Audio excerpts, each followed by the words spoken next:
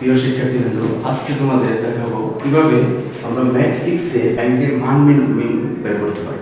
কিভাবে ম্যাট্রিক্সে র্যাঙ্ক বা মানাঙ্ক এটা আমরা বের করবো সেটা আমরা দেখাবো। তো এটা হলো একটা ম্যাট্রিক্স, আমরা র্যাঙ্ক বের করবো। তো এই ম্যাট্রিক্স কিভাবে আমরা র্যাঙ্ক বের করবো খুবই সহজে দেখতে হবে। প্রথমে এই ম্যাট্রিক্সটা আমরা লিখব কি ধরি, এই ম্যাট্রিক্সটা আমরা এ ধরলাম। এই ম্যাট্রিক্সটা ধরলে তাহলে আবার এইখান দিকে আমি করতেছি, তাহলে এটা ম্যাট্রিক্স এ ধরে সমস্যা লিখলাম। অতএব এ নির্ণয় চিহ্ন 1 2 5 2 4 8 এই নির্ণয়কে এটা আমাদের নির্ণয়টা করতে হবে। ম্যাট্রিক্স দিয়ে প্রথমে আমরা নির্ণয় করব। নির্ণয়টা কিভাবে করতে হয় আমরা কম বেশি সবাই জানি। তারপর বলতে যখন আমরা এই 1টা নিব তখন 1 নিলে বাকি এই কলামটা, এই সারিটা এবং এই কলামটা বাদ যাবে। কি কি থাকবে 2 5 4 8 এটা থাকবে। ঠিক একই রকম। তো এই ম্যাট্রিক্সে আমরা কি করব, প্রথমে লাস্টে একটা এ ধরব, ধরি এ ম্যাট্রিক্স সূত্র লিখে দিলাম। তো এটা আমরা ধরি এ নির্ণয়ের চিহ্নটা দেব, দেওয়ার পরে আমরা এরকম নির্ণয়টা দেব। লেখার পরে যখন আমরা 1টা নিব, এই 1 নিলে এই কলাম এবং সাইডটা বাদ যাবে, বাকি থাকবে বাকি চারটা থাকবে। ঠিক একই রকম দ্বিতীয়টা যখন নিব মাইনাস, এখানে আমরা একটা সূত্র প্লাস মাইনাস প্লাস, তো প্রথমটা প্লাস এরপরটা মাইনাস এরপরটা প্লাস। তাহলে দ্বিতীয়টা যখন নিব তখন এখানে আমরা মাইনাস করে দিতে হবে। তো এই সাইডটা বাদ যাবে, উপরে সাইডটা বাদ যাবে। তাহলে এখানে কি থাকতেছে 1 2 5 8 এটা থাকতেছে।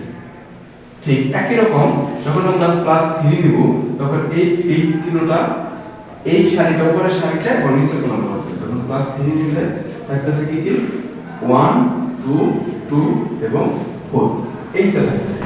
তো এইভাবে আমরা নির্ণয়টা করব। তো নির্ণয়টা এভাবে করার পরে যখন আমরা এই নির্ণয় করব তখন এইখান থেকে এই ডান পাশ থেকে উপরে গুণ করব, এই বাম পাশ থেকে উপরে গুণ করব। এখানে 1 8 গুণে 16, যখন বিপরীত দ্বিগুণ করব একটা মাইনাস চিহ্ন দেব। তো মাইনাস চিহ্ন দিলে এখানে 4 4 5 20।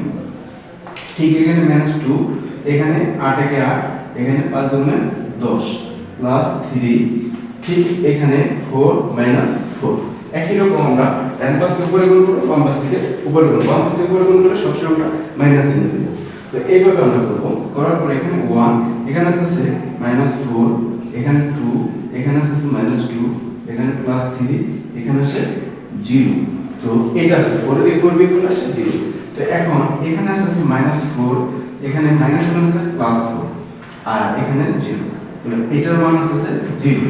তো এই র্যাঙ্কের এই নির্ণয়কে এই ম্যাট্রিক্সে আমার সর্বোচ্চ র্যাঙ্ক হতে পারে 3, কারণ তিনটার সাথে তিনটা কলাম থাকলে এর র্যাঙ্ক সর্বোচ্চ হতে পারে 3। তো এখানে অ্যানসার আসছে 0 আসার কারণে অতএব এ নট ইকুয়াল টু আমার 3, কারণ আমার এখানে সর্বোচ্চ মান 3 আসতে পারে, বা যে কোনো মান যদি আসে তাহলে র্যাঙ্ক হতে পারে 3। তো এখানে 0 আসছে, অতএব এ নট ইকুয়াল টু 3, মানে 3 মানটা আসে, মানে যে কোনো একটা মাইনাস মান বা প্লাস মান যে কোনো মান যদি আসে সেই ক্ষেত্রে আমরা কি করব, এর র্যাঙ্ক হবে 3। আর যদি কোনো মান না আসে 0 আসে তাহলে তো কখনোই এর র্যাঙ্ক বা মানাঙ্ক 3 হবে না। সেই ক্ষেত্রে আমাকে কি করতে হবে, এই একটা কলাম বাদ দেওয়ার পরে পরের স্টেপে যাব যে এর র্যাঙ্ক কখনো 3 হবে না। কেন 3 হবে না?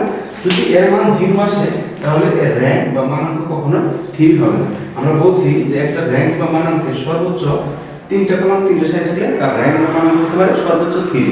কিন্তু এখানে যখন 0 আসছে নট ইকুয়াল টু এটা 3 দেখছি, তার মানে এটা র্যাঙ্ক বা মানাঙ্ক কখনো 3 হবে না, হয় 2 হবে না 1 হবে। যদি এখানে কোনো মান আসতো সেটা মাইনাসের মান বা প্লাসের মান, তাহলে সেই ক্ষেত্রে এই ম্যাট্রিক্সের র্যাঙ্ক হতো 3। ঠিক আছে, পরের স্টেপে আমরা যখন যাব তখন কি করব, এই বাকি যে দুইটা আছে তখন এটা আমরা লিখব। অতএব এ এখানে কি আছে 2 3 2 5, এইটা এই কলাম এবং সারিটা আমরা বাদ দিয়ে দিলাম, উপরের কলাম আর নিচে সারিটা বাদ দিয়ে আমরা এটা করব। দুইটা স্টেপ নিয়ে আসলাম। তখন এটা আর গুণ করব, এটা আর গুণ করব। গুণ করলে 5 গুণে 10 -6, তো এখানে মান আছে 4। তার মানে এটা নট ইকুয়াল টু 0, তার মানে এটার মান নট ইকুয়াল টু 0 আসে। তো এটার মান আসার কারণে এর র্যাঙ্ক, অতএব র্যাঙ্ক হবে 2। এটাই হলো আমার आंसर। যদি এখানে মাইনাস বা প্লাস যে কোনো মান আসতো সেই ক্ষেত্রে র্যাঙ্ক হতো 2। আর যদি কোনো মান যদি এখানেও না আসতো 0 আসতো সেই ক্ষেত্রে এই র্যাঙ্ক বা মানাঙ্কের মান কখনোই 2 হতো না বা 2 হতো না। তখন আমরা নিচের স্টেপে দিলাম, তখন একটা কলাম একটা সারির জন্য তার র্যাঙ্ক হতো 1। তো আমরা র্যাঙ্ক এবং মানাঙ্ক